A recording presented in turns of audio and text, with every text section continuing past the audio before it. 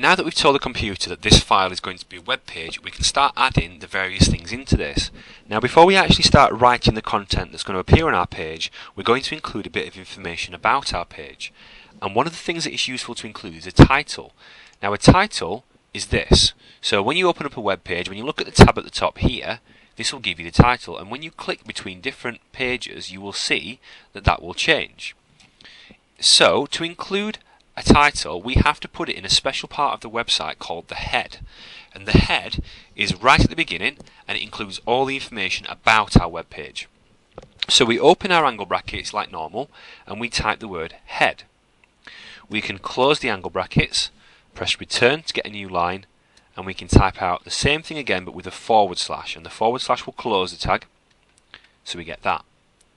Now we're going to type our title inside this head, so we're going to go back to line 2 and press return, and just to keep things a bit easier to follow, we're going to tab in.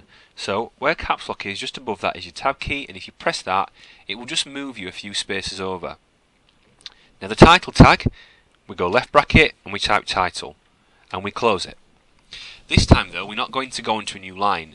We're going to close our title tag on the same line that we started, and we're going to put our title in between the opening and the closing. So we're going to put in my first web page.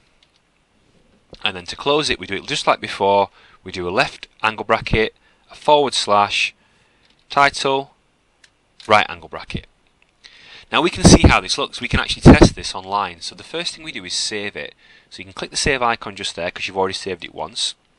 And then when you've saved it, if you go to run, you'll see that you can launch this in lots of different web browsers.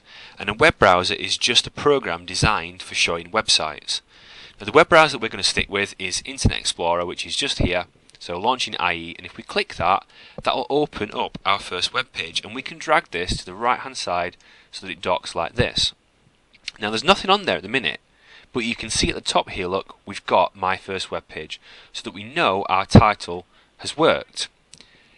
You can check this in real time. So if I wanted to, let's say I've got a spelling mistake in here and I wanted to change this.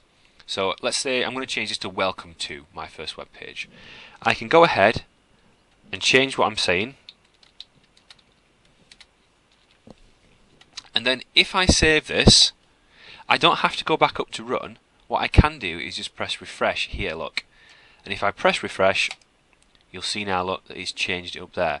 So anything you do in here, as long as you save it, you can press refresh here and see how it looks.